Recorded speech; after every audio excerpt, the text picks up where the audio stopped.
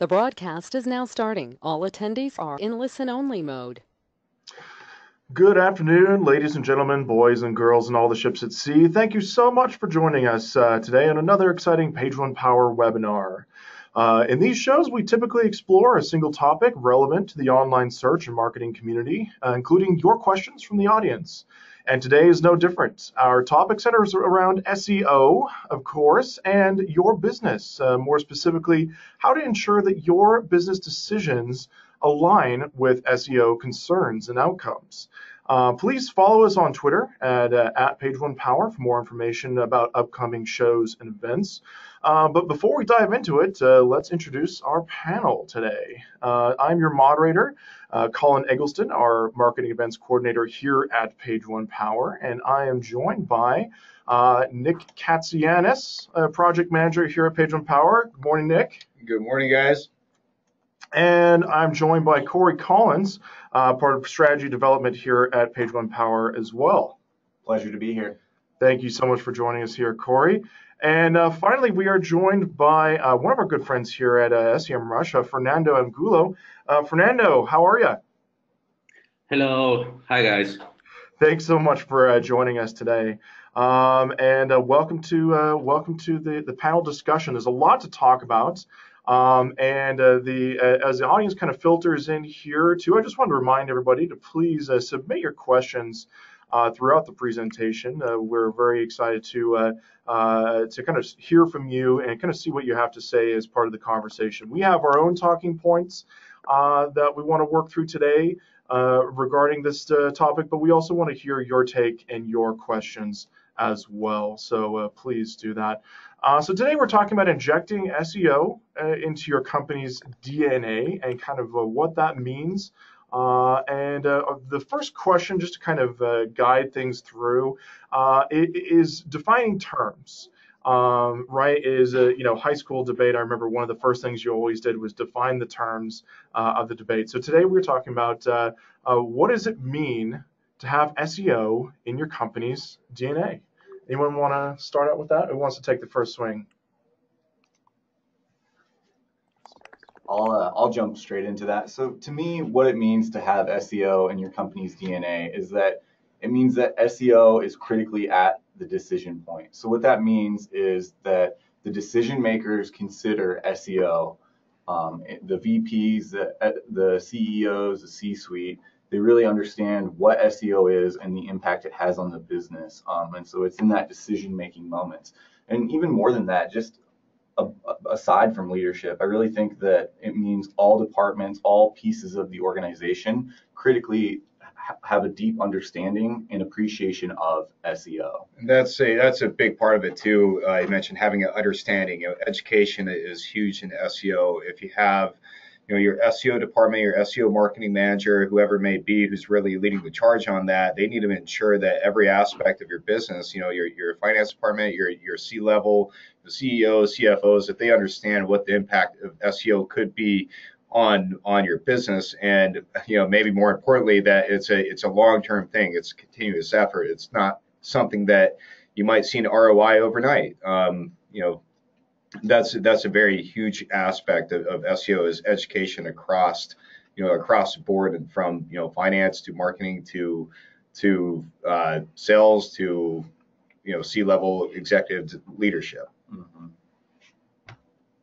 Well, that's sure that starting to being a SEO-minded company is really hard. It's all about education, and it's all about implementing all type of strategies that are directly focused on learn about what competitors are doing, learn about how we're going to show our product or services to people who are searching, who are on the search, and try to create goals for all types, for all different type of teams that are working in a company.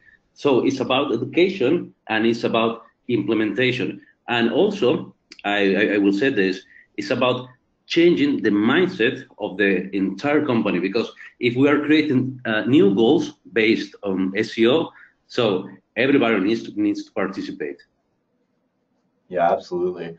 I think when I think essentially to get SEO into your company's DNA and to be across the entire organization, you have to recognize that SEO is a critical opportunity for you as a business and that it needs to be within the decision process, no matter what part of the decision you're making. When you move forward in a new way as a company, part of that consideration process has to be SEO if you want SEO in your DNA.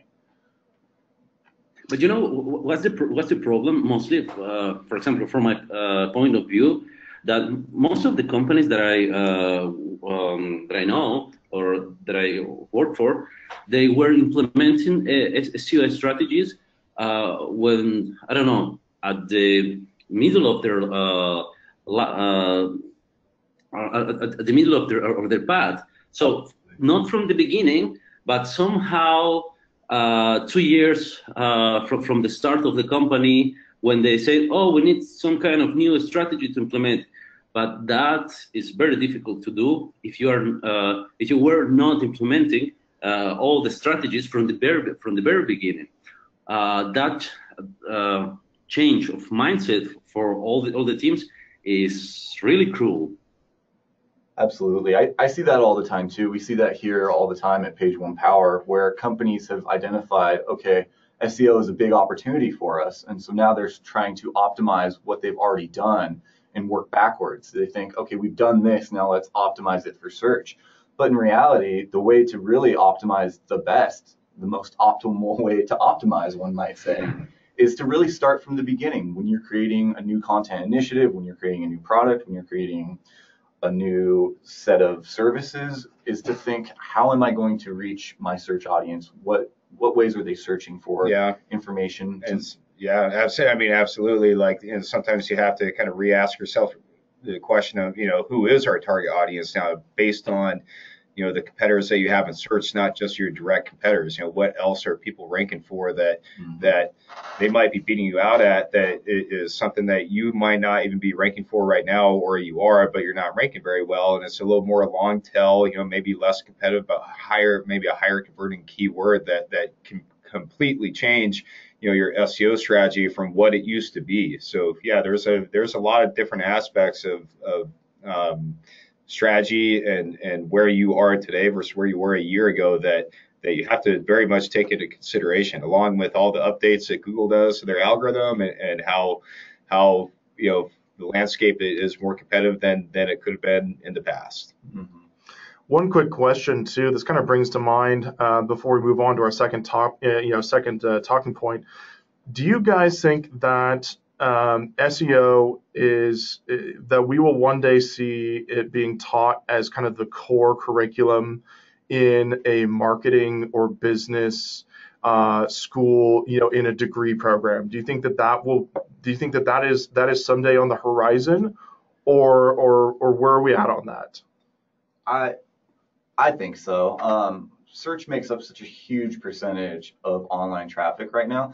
And the interesting thing is that, so I don't think that SEO, the way it is currently, will be necessarily taught like in a university type curriculum. But I think where we're moving to is a much more human-oriented approach to search engine optimization, because what's fundamentally happening within SEO, at least in my opinion, is that the technology is constantly improving to get to where search is doing very human-like activities, where it's trying to understand what the best content is. It's information retrieval, and so it's getting better and better at retrieving the correct information when you search.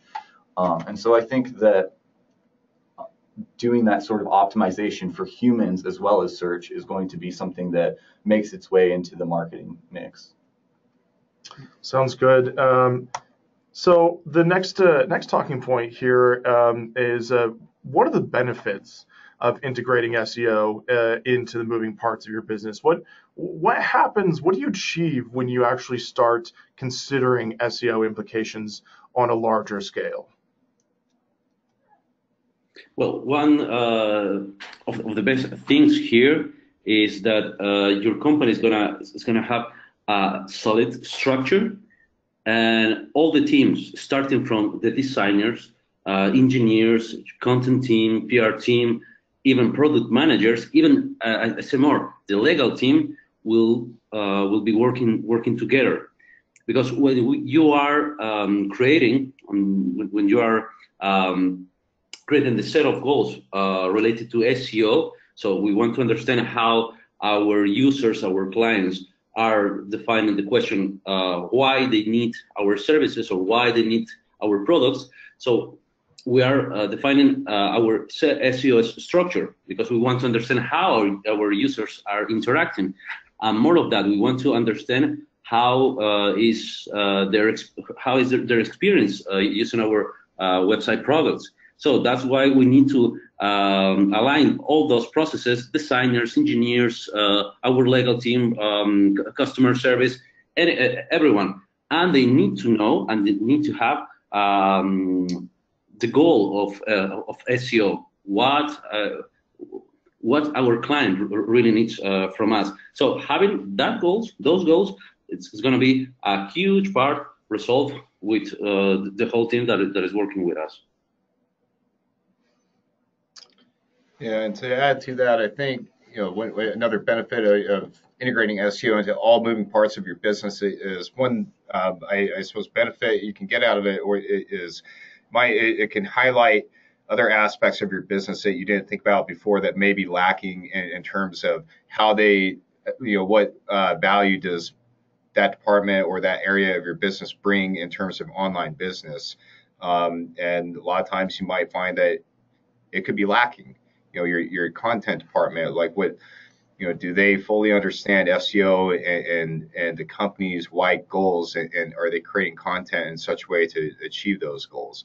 Or, potentially in finance, are you tracking the right types of KPIs that you should be well aware about in terms of, your conversions, how much organic traffic are you getting, and what does that mean in terms of your bottom line?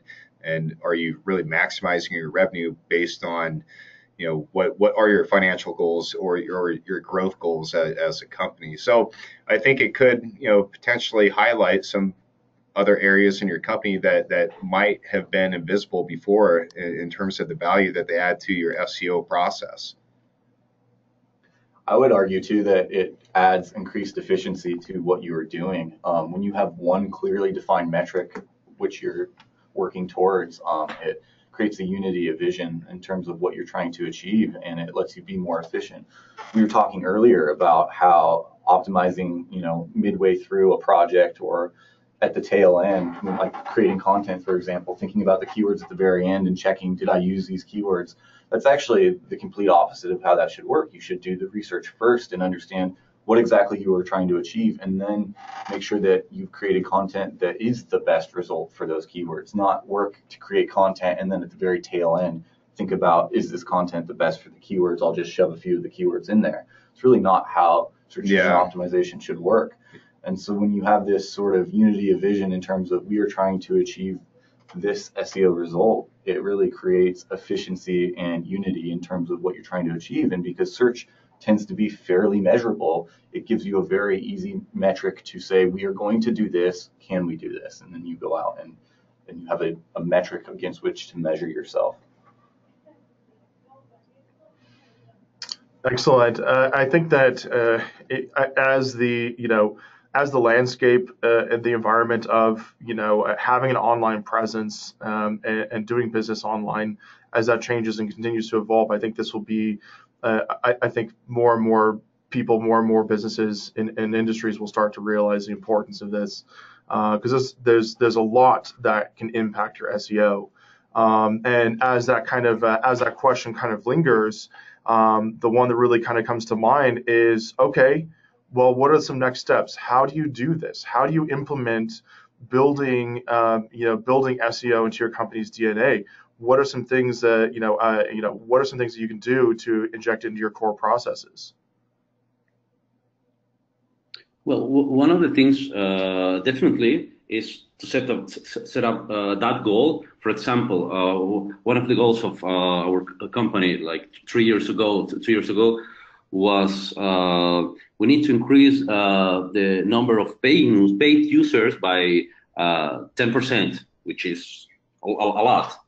And then that's a SEO goal, but that's also a company's goal. So we need to interact The whole team? Well, that depends actually on the structure, because we have a very Scrum agile structure.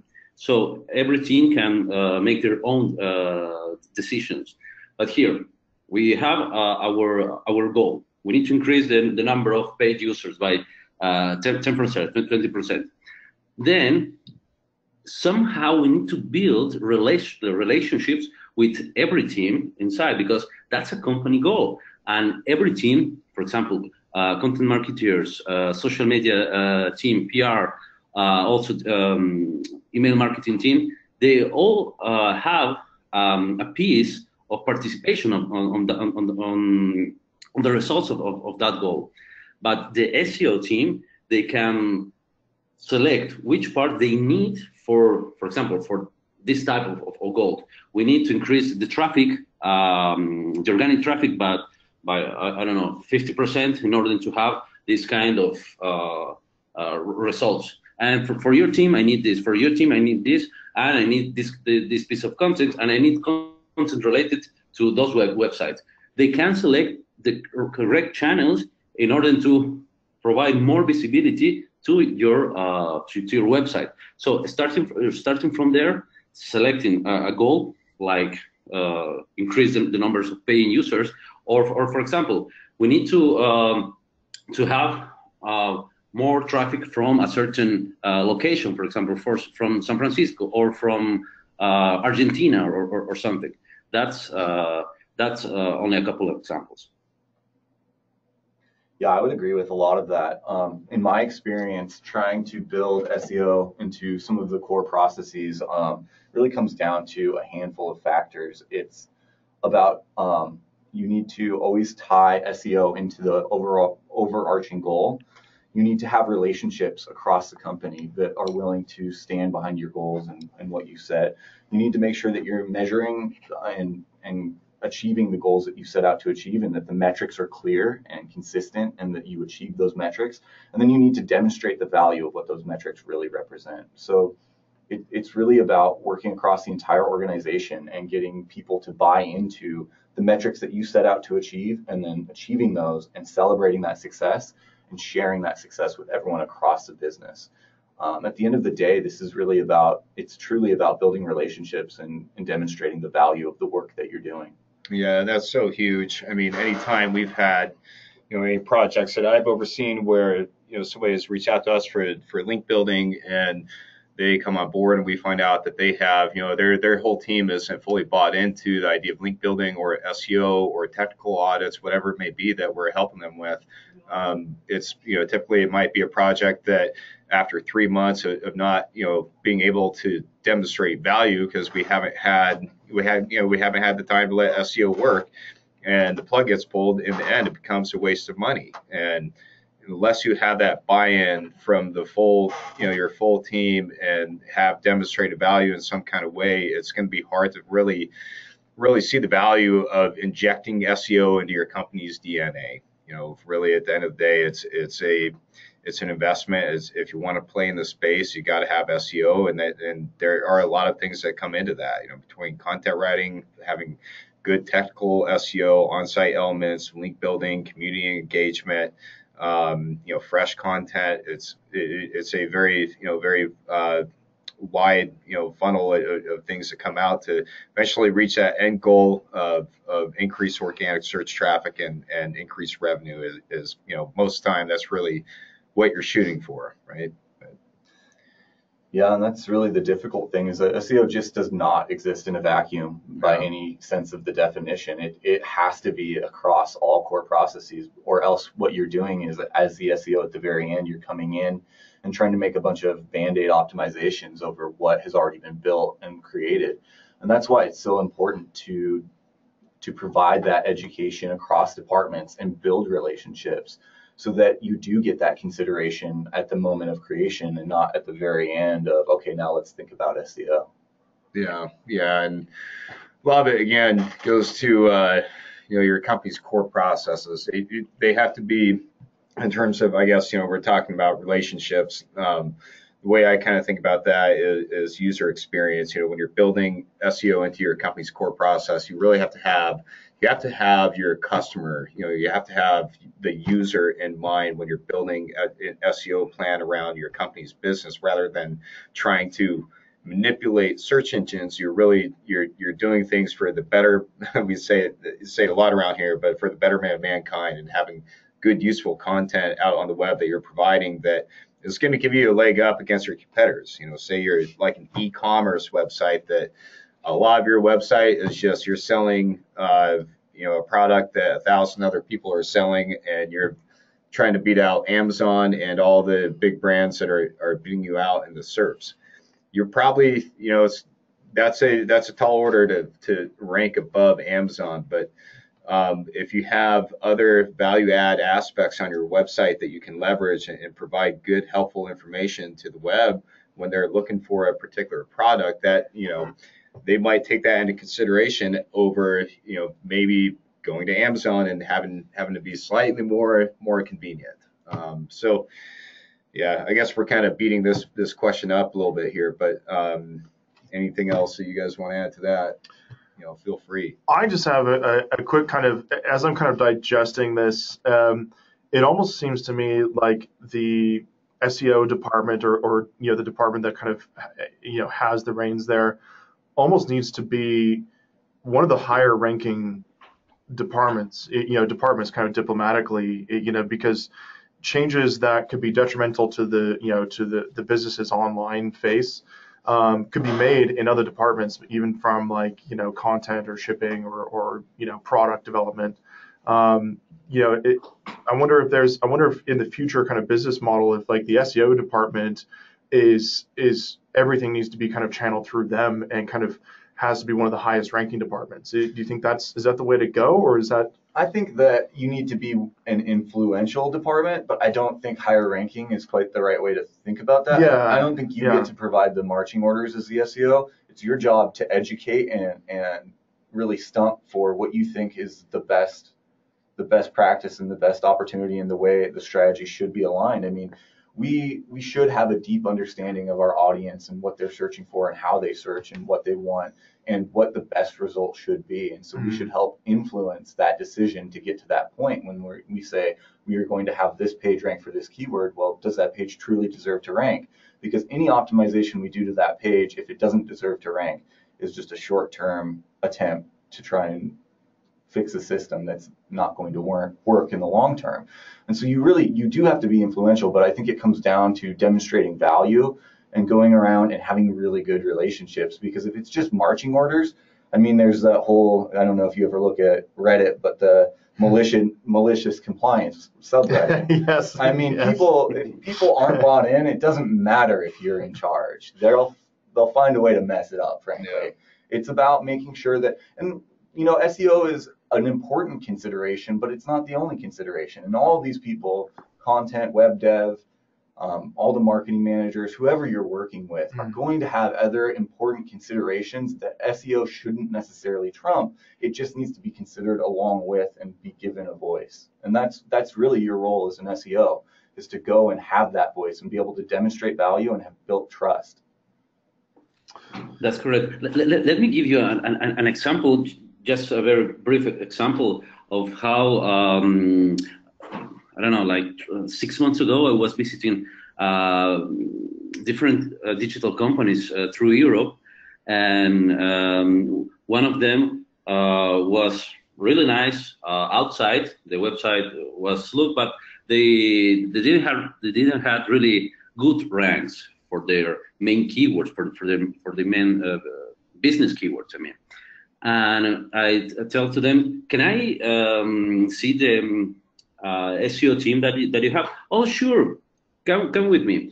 And I go with them to a small room where people were typing some text, and they told me, this is our SEO team, and they were only writers. So for that company, SEO was only about writing content. The content team were these SEO guys, because somehow they thought that only writing content, that's going to bring them rankings. And that was the mind of a serious a lot of companies through whole Europe. I don't know if it's the same thing in the US, but you can tell me. Yeah, we've seen a lot of that too, where companies that are doing pretty well in SEO, they tend to invest pretty heavily in content. That's a pretty consistent thing that we've seen as well. Nice. For the next talking point, we're curious as to what companies have kind of done this right, and that's a great, Fernando, that you're kind of talking about, seeing kind of the other side of that coin where maybe a company isn't doing it quite right. What are some good examples where organizations have done this well? You mean some names of companies? Yeah, or maybe names, or even just an example as well, if you want to keep it anonymous. But if there's something, because I figured we could look to an example of maybe a public, a well-known brand or well-known company that people could maybe take an example, of, and kind of look at maybe their site and their architecture. Sure, of course. There are a lot of them. One of my favorites is one of our big clients, if you can say that. Of course, I were with them in their office in the Netherlands just 3 days ago. It's Booking.com. For sure, their SEO implementation is amazing, because when you are entering anything related to holidays, accommodation, you will find something related to them. If it's not or in the organic results, it's going to be on the pay results. So one of the things that they are doing really great is that their website idea is very clear. When you enter to a website, is the main topic, the main problem that company solves is need to be there. For example, booking, of course, book something and go there. The second thing is they have a lot of great programmers. They have a lot of great developers who are working side by side with the SEO team. So they are solving problems. They are implementing new strategies. They are implementing new codes. They are implementing new features. So working SEOs and developers, programmers side by side is a great strategy. Also, when they're building their structure for link building, they're building not only links per se, but they're working the relationships with, I don't know, maybe 1,000, maybe millions, 100,000 millions of hotels around the world, for hotels owners who wants to give their names to Booking and work through them. So they are building relationships inside of the company as well as outside of the company. And the last thing is they are looking, of course, what their competitors are doing, like monitoring every day, like entire teams knowing which part of their site they can change, looking on how the industry is changing and how competitors are changing as well. Those four cases, at least, are great for an implementation in a company who is the leader right now in the market. Excellent. Any other examples that spring to mind, guys? I've had a handful of clients and projects I've worked on in the past that when they came in for looking for link building, it was one of those few that really the only thing they really did need was help link building, because they had everything else just totally in check, and had their technical SEO was great, their internal linking was great, they had great content teams writing good, engaging, useful information on their site, as well as good top funnel content and good bottom funnel content. The key there was that they were consistent on content that they would post on their site, and in turn we always had a lot of great stuff to link to and build lots of different types of links out on the web to really help build their backlink profile. And when you have everything kind of ready to go, and then that's when you really see the impact of links. That was our primary goal, and we helped them a little bit with their internal linking structure. But we saw we have seen continuous improvement in their organic traffic for about 8 months straight, and it continues. They just dominate, the auto insurance industry. It's a typical client that we, isn't always the most fun to work on. It's insurance, right? But they have a lot of great content that really makes our jobs easier. And when you have a good sound SEO strategy or structure in place, and you have people who have educated their whole team and their company and their different departments, and everybody is on board, it makes everybody's life a little easier in terms of SEO. And that's when you can really demonstrate value and help build your business online, and have really good companies like us or like SEMRush, where the tools and the services that you get out of other SEO companies are really enhance. You can really see that partnership and the value in that when you're all kind of firing on all cylinders and have a good strategy in place. And that, the big thing with that, I think, was content. They do content better than most people I see, from the quality of the writing to the topics and the ideas that they have, and how they really spin different ideas back into their industry and make it relevant and engaging is probably better than I've seen 90% of our clients or just other like websites out there. It was huge. And that's when, again, going back to what we have done for them, it is really maximizing the impact of links that on the links that we built for them. And we've done a lot of really great things too, that we have built on their current SEO strategy that has only made it better. And part of that is discovering new keyword opportunities that maybe their competitors are ranking for that they aren't.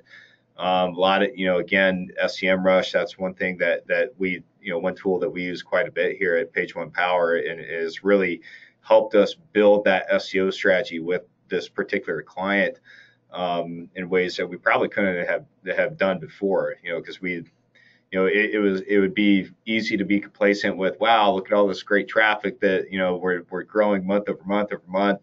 And who knows where that would have been had we just, kind of kept doing the same things that we're doing aside and not, trying to build on other areas, new keywords, longer tail, higher converting, lower search traffic keywords, or,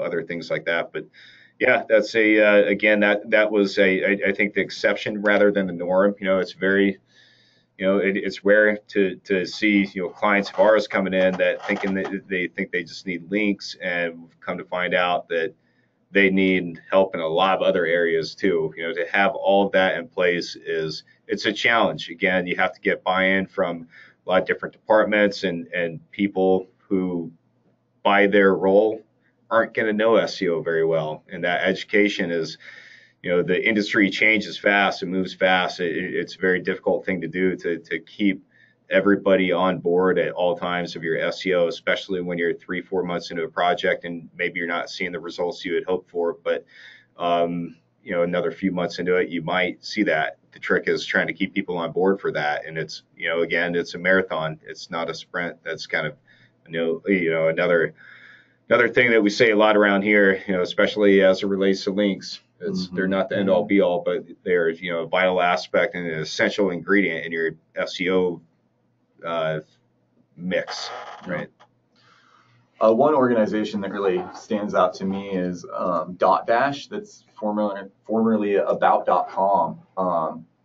And so about.com basically reorganized into a handful of different domains, including the Balance, the Spruce, and a few others. And if you look at Dotdash, it's pretty wild what they've done. They basically reorganized into a better, more categorized information. And you look at any of these sites, especially the Balance, they rank everywhere. They just dominate SERPs left and right. Anything even remotely relevant, they just become the authority in that space. They rank like crazy.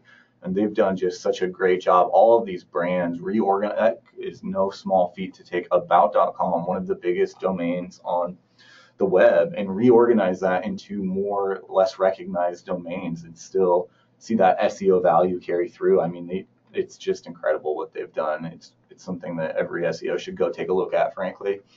And another one that I really like to talk about is the Wirecutter. This is an affiliate website that was acquired by the New York Times.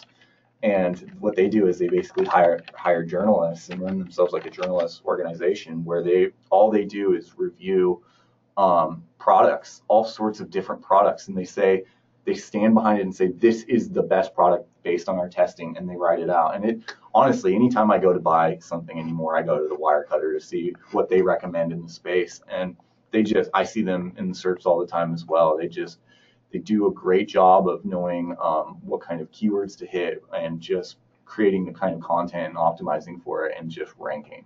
It's really awesome site. I highly recommend it. Excellent.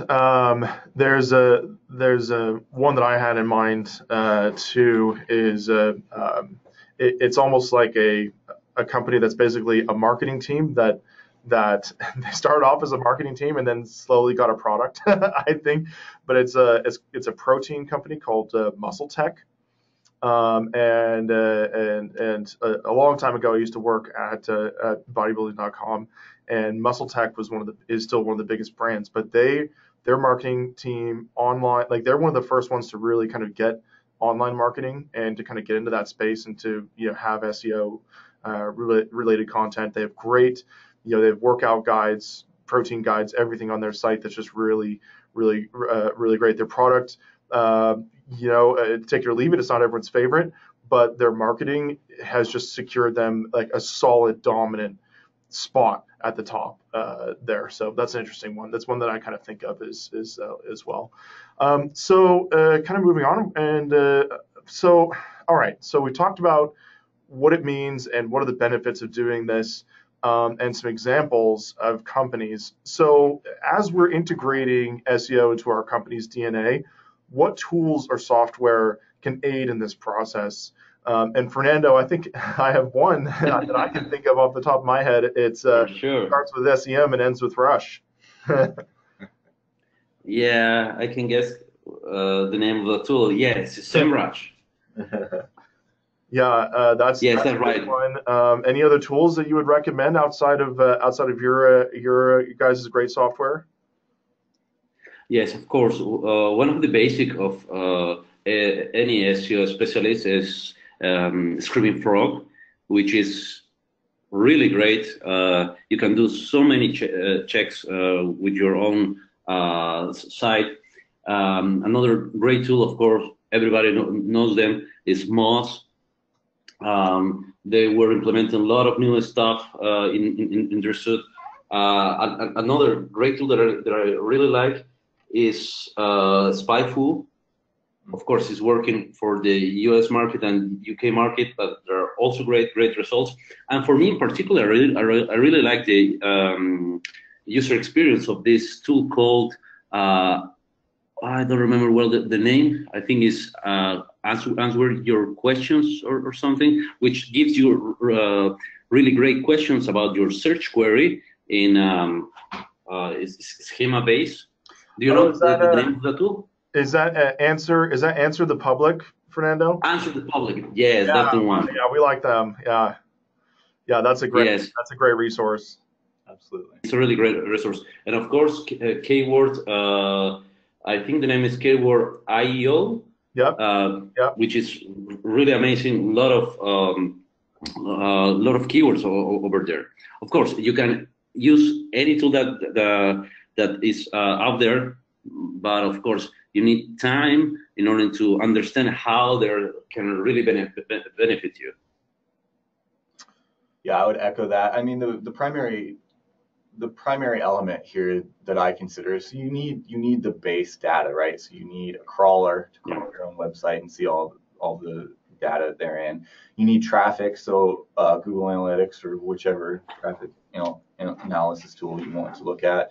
And then you need keyword data, ranking data. And obviously, I really like SEMRush. Yeah. I'm a huge fan of SEMRush. Cool. And then what you really need to do though is like that next step is instead of just creating your own report, you need to make sure that's embedded in every other department's reports. So when there is whatever internal tool you use, whether it's Excel, whether it's honestly anything, I've seen such a wide variety of ways people report information internally. But you need to make sure that your SEO data is embedded within other people's reports. So it needs to be integrated into existing reports and metrics and whatever software you're using. And so those would be sort of the tools that I'd recommend to pull that data, but then don't forget to take that next step and embed it in existing software. That's a great list. Anything to add to that, Nick? Yeah, I don't know. I use all the tools. So I think the big thing, particularly for me on a lot of my role, it involves in reporting to my clients, right? And so the more that you can integrate, having kind of one place for everything, the better. And I mean, like Google Analytics, so there's a lot of tools that integrate in with Google Analytics, and just kind of having that ability to kind of embed your KPIs or what you're really trying to report into the tool and have them all speak together is kind of a big thing for me. Having some, again, how Corey mentioned, having a tool, the best tool for each process of having something that can crawl your site or, all the different things you mentioned there. But again, yeah, it's having everything all in one place is probably the biggest thing for me if you're going to be reporting to your clients, and having it clean too, simple, easy to understand. There's a lot of, you can get pretty technical with SEO and start reporting on things that you're going to gloss over your clients or your customers or your partners and lose buy-in from them. So again, something that's simple, easy, and integrates is really what I think about in the types of tools that I really utilize most and I think are the most attractive for me and good for SEO, especially, going back to education, educating the people in your organization that might not be as astute in SEO, and in order to get buy-in to implement a good SEO strategy. Sometimes a nice simple tool is a very good way to paint a good picture of that, to get that buy-in. And again, simplicity I think is key in education with SEO. Perfect. That's a great list there as well. We're kind of pressed for time, so I had a little section here for kind of takeaways and recap, but we need to kind of push on for that. Let's go ahead and before we get into the Q&A session, we have some questions pouring in here, and please feel free to submit more questions there from the audience as well. We'd love to hear from you. I'm just going to put out a quick poll here today. It's just a one-question poll. We just want to hear if you want to learn more about what SEMRush or Page Power can do for your business. We'd love to. We love to talk link building here at Page Power, and we have all sorts of tools to kind of help with your online marketing success. From a big campaign to things that are kind of more kind of on the smaller individual side, like maybe a technical audit or some training as well. So we have a lot of things to offer, and of course SEMRush as well. So if you'd like to hear more from either of our services, about either of our services, Page Power or SEMRush, please let us know in the poll there. So I'll just go ahead and close that out here just about another 20 seconds or so. I just want to get everybody a chance to vote and to respond. And I also want to thank everybody here for joining us today for this discussion. I think it's something that's, as we move into 2018, it's something that a lot of businesses really need to kind of consider, kind of mapping this type of strategy, mapping an SEO strategy onto the way that you make business decisions. So excellent. I'll go ahead and close the poll now. Thank you everybody for participating. So, all right, let's go ahead and move on to the question and answer session here. We have some pouring in from the audience, which is great. So we'll just do a quick one here up first from Alan. So Alan is asking just simply, what was that website again? I think when we were talking about, I think when we were talking about websites, companies that we've seen integrate SEO really well, my response was MuscleTech, MuscleTech.com. Corey had Wirecutter, or I believe no, it was the Wirecutter, the Wirecutter, and dot dash. And what were the other ones? Am I missing any here? I just had Well, a project that I it was mentioned booking. Private project. No, that's fine. Yeah, no, that's fine. Excellent. Well, yeah. Any more? If we can think of any, we will put those out here. Great. Okay. So next question here from Michael. Michael asks, knowing that 80% of the companies in the U.S. are small mom and pop companies, how do you think a small organization can have any chance at SEO ranking? That's a great question, Michael. It's something that we see a lot here at Page One Power. What do you guys think? That's a great question. Local SEO is a little different beast than organic. It kind of depends on what your goals are. If you're really trying to compete for a spot in local pack or just localized organic search. But there are more affordable SEO agencies out there that do specialize in local, and it's actually it's some of the top impactful ranking signals for local are very simple things that you can do for your website that anybody can do.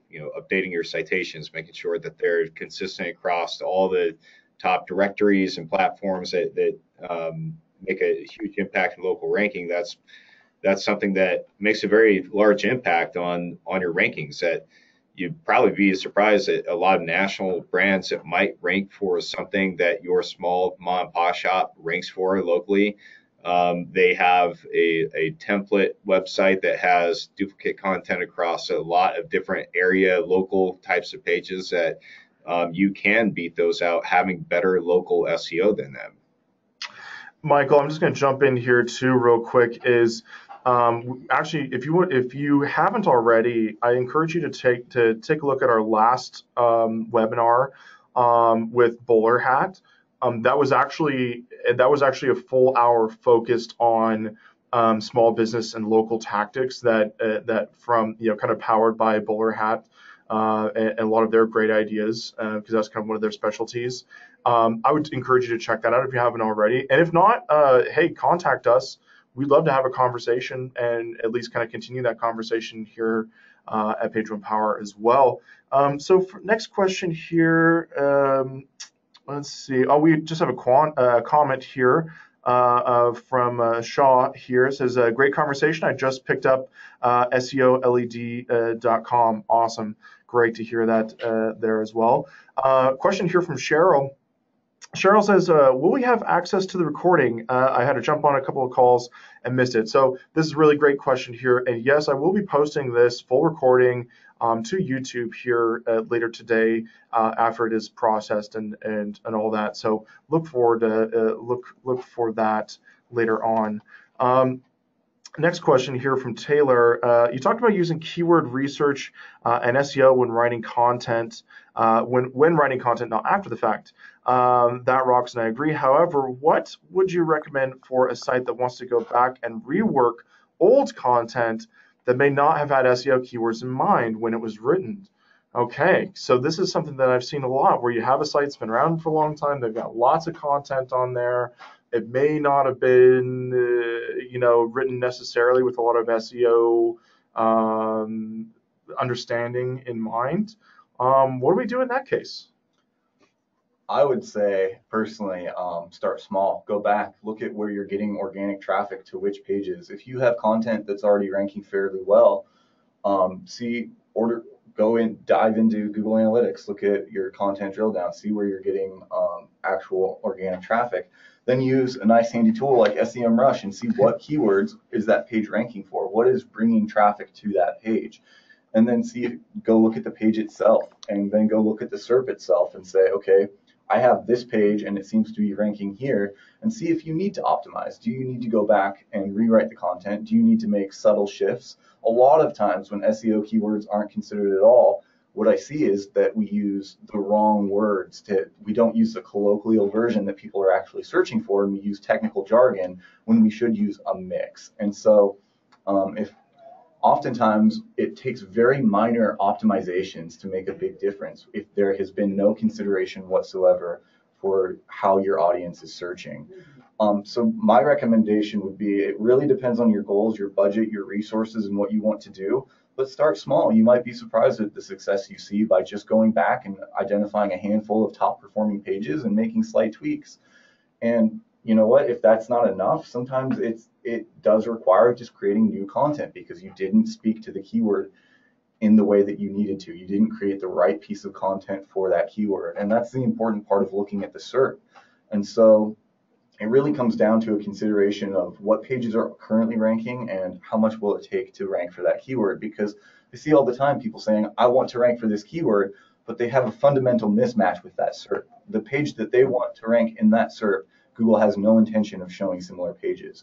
And so if you think that you can just go back and say, oh, I forgot to add my keywords, and then you add those keywords to that page and think you're going to see rankings, it's not how it works. You need to look at the SERP first and understand the intent of search. And so I would say really just start where you're already seeing success, see if you can optimize there, and then make decisions moving forward. It comes down to, you have to do the keyword research to understand what the opportunities are and where the opportunities exist. That's a great place to start. Katz or Fernando, anything to add on that? Yes, I really loved your answer to that question. I completely agree with that. Every single word that you mentioned is really helpful. That's why we created a tool called Content Analyzer, which do all the things that you were saying. If you need to review the content of your website to determine which pages are effective and which are not, you may want to use Content Analyzer, because here you can see some KPIs as social shares, backlinks, keyword rankings, and you can use also integration with your Google Analytics account to see sessions, bounce rate, and everything. So, and after that, when you will have all the information about what are the pages that you need to work with, you can start with a certain keywords that you really need. So try to go there. SEMRush Content Analyzer, we have that tool already built. Awesome. Great. All right. And last question here from Devin. How does mom and pop small biz that isn't a local business rank organically, especially when paying for SEO related tools isn't really in the budget? Some are easy. What are some easy to implement tactics to do? Another great one kind of relates to my answer that I gave earlier about kind of checking out the previous webinar. We did focus a lot on that, but I think we can definitely add some things for there as well. One of the things that I would recommend is check out Google Analytics and look at your pages that you want to, if you want to get rankings for certain keywords, if it's like a product that you might be competitive with, are people bouncing from that page quickly back to search results? And if they are, then they're probably not finding what they need there on your page, and they're probably finding it on a competitor's page that may be offering the same product, that may be 2 or 3 search results above or below you. And so I would concentrate on something like that. That's real low-hanging fruit, is to look for pages that you want to be more competitive with, that have high bounce rates, and just kind of see what you can do to kind of maybe answer the question or present the data in a better way, and rework that. That's a good place I like to recommend starting. What about you guys? I think, your good starting point is, you're going to have to look at, all aspects of your website.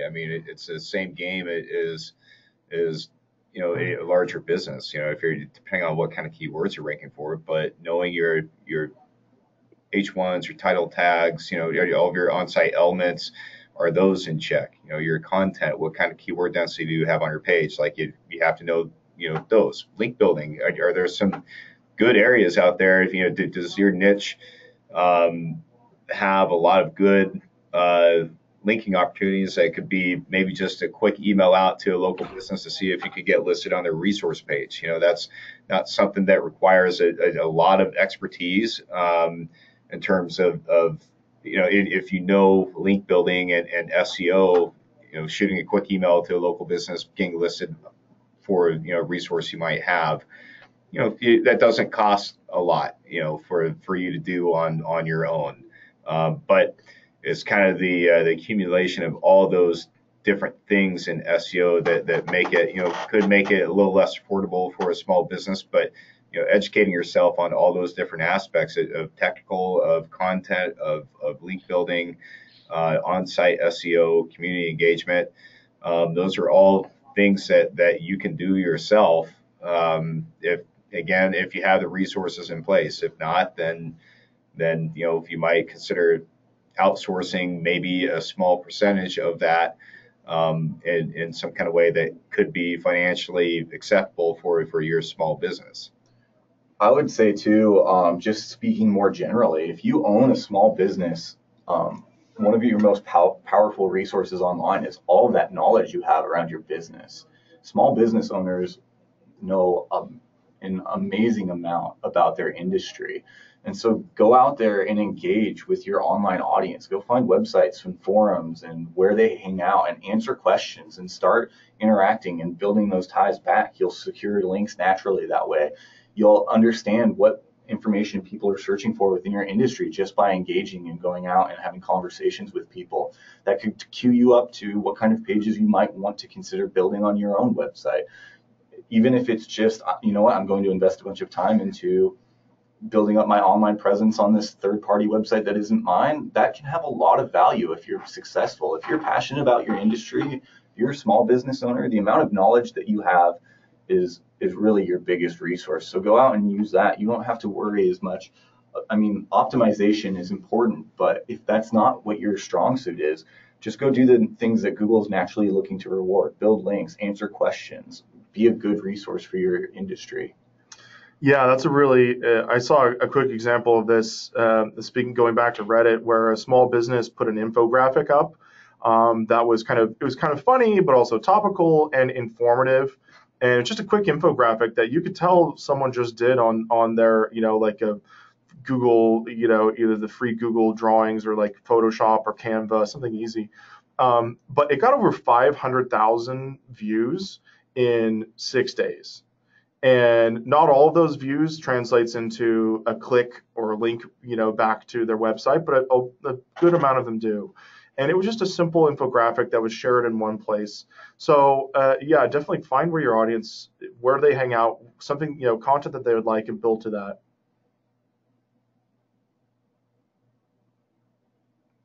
And Fernando, do you want to drop in on that one? Yes, it's really amazing being a local business that you can actually talk with your customers because you are there, you are in constant communication with your target audience, and you can do all kind of researching, all kind of surveys, actually talking to them. One of the interesting things that I have noticed in my past days in being in Spain, for example, we try to create a lot of good reviews on our local restaurants for a client of a friend, and the most absurd strategy was, okay, we know that our food is great, we know that our service is good, but people in that time, I don't know if things were changed, were lazy to go to their computers and write an actual review. So the thing was that we selected just a group of people, their most old clients, or the ones who were there with a certain frequency, and they offer just a free meal in order to get a review, because they were actually friends. So if you're in contact with your audience, you can have a lot of information from them, actually talking about them, and then implementing any strategy that you can imagine. Excellent. That's really great advice. And that's brings us to the end of our questions here. And as we kind of wrap up in our last 1 or 2 minutes here, I'll just go around real quick and just one sentence here. And this doesn't have to be SEO related, or it can be SEO or online marketing related. But what are you thankful for, guys, as in this time of year?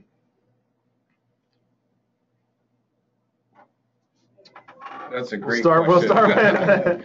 with I just spent the last 2 weeks in Vegas at the PubCon conference and then Ungagged, and Whoa. yeah, it was a marathon, you know. So this is actually my first day back in the office, and I guess I don't know. I'm thankful for direct flights. I'm thankful for direct flights. Got home and back into kind of regular person mode, starting to feel like a human again. So direct flights would be my top of the list right now. That's great. What about you, Fernando? Yeah, that's great. Well, actually, the last 2 weeks and mostly today were amazing for those people who are really engaged with the cryptocurrency world. If you're a Bitcoin owner, you understand what I'm saying this, because today it was like $8,000 per one Bitcoin, and that was amazing. Thank you for the Bitcoin. I'm really thankful for Bitcoins. Amen. Corey? I'm thankful for great clients, honestly. It's a little bit cheesy to say, but sitting in here and talking about all of this really just makes me reflect back on how lucky we are to have great partners who are willing to listen to our advice and who work with us and retain our services. I'm just really grateful for all the great clients we have. I second that, and mine real quick is I'm thankful for creativity. When people are faced with a problem, whether it's SEO related or not, and people really get together and kind of try to solve that through creative means. I've never seen anything that couldn't have been solved through that, and just really kind of sticking with it. So speaking of sticking with us, thank you everybody for sticking with us today. Thank you for joining us, Fernando. We're really glad we can have you on the show today. Thank you for the invite. Really appreciate it. Absolutely, and thank you, Nick and Corey. We are so glad that everybody could join us today here at Page One Power for our webinar series. Stay tuned for our other webinars here. We have some great things on the docket for December and beyond. And keep an eye out for the YouTube channel for this recording to go up there shortly as well. And as our parting thoughts, remember, link unto others as they would link unto you. Thank you.